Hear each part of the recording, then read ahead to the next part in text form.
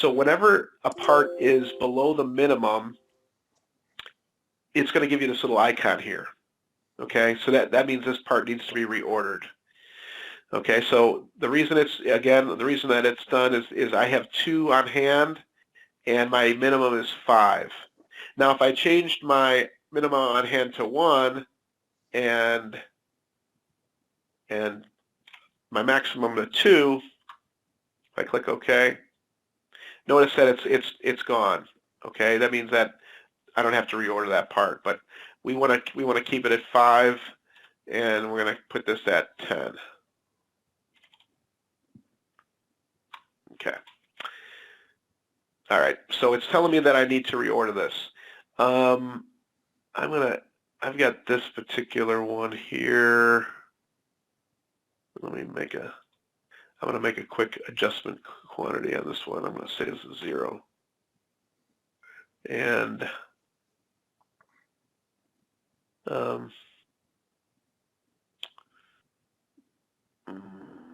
let me do this one here, this alternator. I'm going to change this quantity here to 0 as well. Okay. So now this one I have 12 on order. I'm going to change this alternator. I'm going to say 20 of these, and 25 is my maximum, and this is going to be a inventory item. Okay, so I've noticed I've got 3 parts here that all need to be reordered. Okay, here's my description. And these are all below, so we have 0 on hand, but keep in mind it'll also track how many you have on order. Okay, so if the part has so I've got 20 here. If I had 10 on hand, I would be below the minimum, but there's 12 on order, so it's going to say that there's actually 22 accounted for. So in that case, it's not going to, the part would not show up in this list because I would be at 22, because it's going to account for what's on order. Okay? So if I place an order for these parts, that way it won't show up that I need to reorder it if there's parts that are on order. Now in this case, I've got 12 on order and the minimum I want is 20. So it's going to tell me that I need to reorder. But it's going to only tell me that I need to reorder, see, I've got 25. So in this case, it's going to tell me I need to order 13 more because I've got 12 on order. Okay?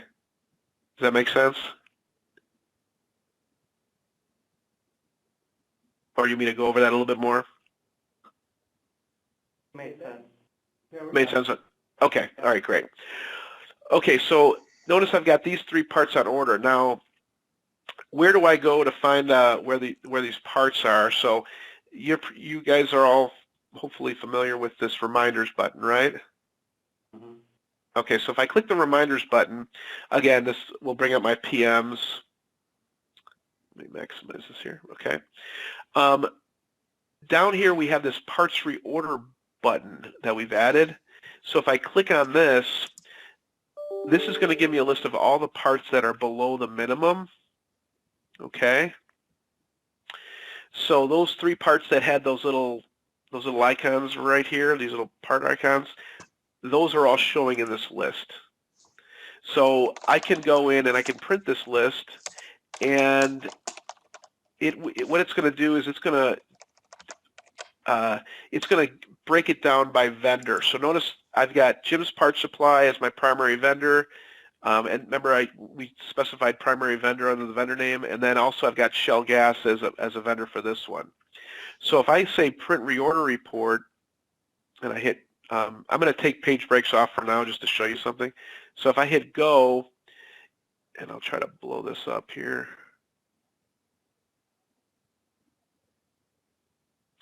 What it's going to do is it's going to give me a report of all the parts that I need to order from Jim's Parts Supply, and then it's also going to give me a report of all the ones that I need to order from Shell.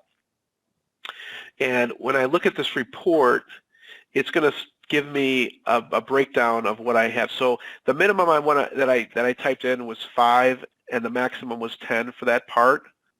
And for the brakes, the minimum I had was 20, and the maximum I had was 25. Now it's telling me currently I have 0 on hand, but I've got 12 on order. So it's telling me that I need to order 13 more, and if I order 13 more, it's going to put me at the maximum of 25 where I want to be. Okay. Now this one, I've got a minimum of 5 and a maximum of 10. I have 0 on hand, 0 on order. So in order for me to get to 10, it's telling me that I need to order 10 more. All right. So what I can do is I can actually print this report out, and I can manually create a purchase order and add these parts to my purchase order, and then I know how many I need to order so I can get to my maximum. Does that make sense? Yeah. Yep. Okay, great. All right, you guys are really good here. This is nice. Okay, we also have the option to do page breaks. If I hit page breaks and I hit go, what this will do is it's just going to print one vendor per page. So if I hit next here, you'll see that it gives me one vendor per page. So I've got Jim's Parts Supply, and these are the ones I want. So if I want, I could fax this to them, or I could scan it and email it if I wanted to do that. Or I can hit next, and then this is going to give me the shell one, and I can send that to them. That's if you want to do the page break. So that's what the page break function will do, is it'll separate it by vendor. Now, in version 11, we had a lot of people that were saying, you know what, we like the reorder report, we're optimizing our inventory, but it's taking too long for us because we like to turn over our stock right away. We have a lot of minimums of 2, and then a reorder of 4, or a minimum of 2 and a maximum of 4. So we're doing a lot of ordering, and it's very time consuming to add all these parts onto the purchase order. So we're like, well, let's see how we can optimize this. So what we did is we created a reorder from vendor button. And what this does is it groups all of the parts together by vendor, and then it will automatically create a purchase order for all of the parts for that vendor, so that you don't have to actually add those parts to the purchase order. Okay.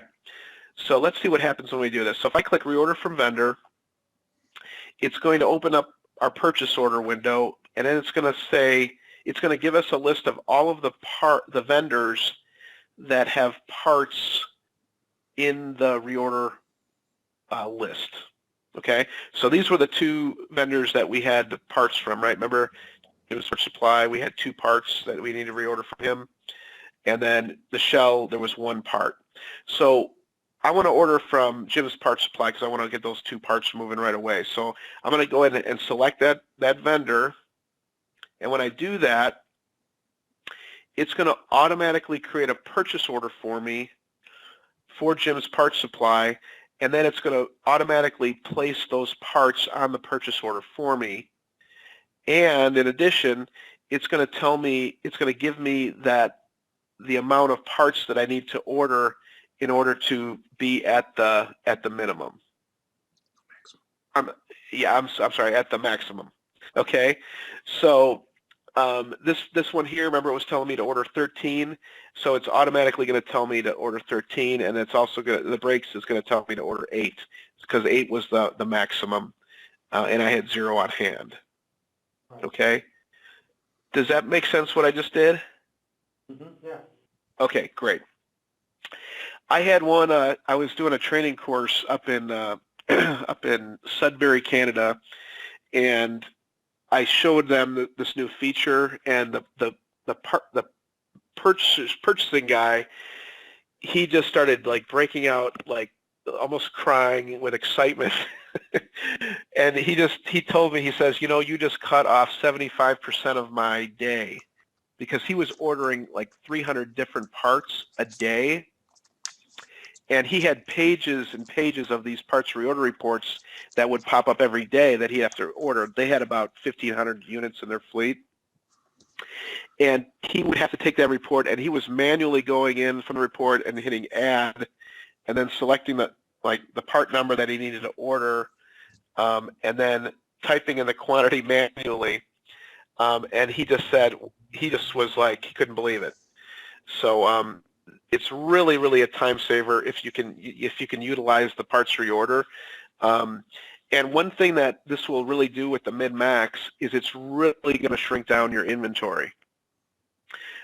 We have a large bus contractor, and they have parts rooms, and if you go into their parts rooms, they're like very small. It's more like a parts closet as opposed to a parts room. And they have 50, 60 buses, but they're constantly ordering parts. So their dealers are coming out every day delivering new parts, and they've basically shrunk down their inventory, so it's so small that it can fit in a very small room, and there's very few parts on in the bins, and so you can imagine the amount of parts that you need to store. Your dealer, your parts supplier, they're going to store that on their shelves. You're not going to store it on your shelves, and so they've saved probably hundreds of thousands of dollars, if not millions of dollars, in inventory carrying costs by not storing as many parts as needed, but just ordering more often. That's the goal. Yeah, that's the goal, right? And what's also nice is that since you're ordering more often, you're turning your parts over more, and you're getting fresher parts, and then you won't have, if a part does go obsolete, for example, you're not going to have 30 of them sitting on the shelf. You might just have a few when they become obsolete. So this is very, very helpful, and can save you a lot of money. So once you have this purchase order done, and this one's all ready to go, I can then click OK. Oh, one other thing, I'm gonna go back into this purchase order. Keep in mind, sometimes when you do create a purchase order, you may have to scroll to the very top or push all the way to the top to view that purchase order. What happens sometimes is it doesn't refresh the list, and it kind of like, if I can hide it here, it'll hide it. So you may have to go all the way to the top to get it, to see it, okay? So with this purchase order, one other thing too is you can also change these numbers. So if you don't want to order 13, maybe you want to order 14 or whatever, you can change these, and you can also add quantity remaining hours less quickly purchased. I'll change this back. Okay. If you want to add additional parts to the purchase order, you also have the ability to do that too. So don't think you're set that you have to do that. You can add other parts on here if you need to do that. You can also update the unit cost if that's changed. You can change that as well. If you change the unit cost here, it'll save you time when you receive the parts back in the inventory. Sometimes you won't know the updated price until you get the part. But if you do want to check in all of those parts at one time, this is the price that it's going to use. Okay. So I'm going to go ahead and click OK here. And what I can do here from this purchase order, I can print it out. And so if I click print, here's what the purchase order will look like. I have the comments. There's an option if I want the comments shown on the work order.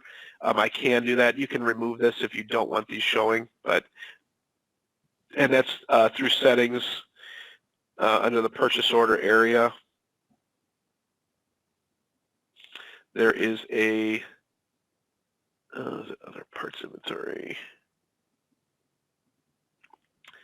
I think we have show notes on purchase order, show comments on purchase order. I think it is. Maybe it's on our purchase order.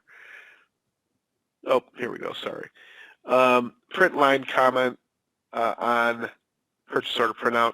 If you want that on there, you can. If not, just check it or uncheck it, okay?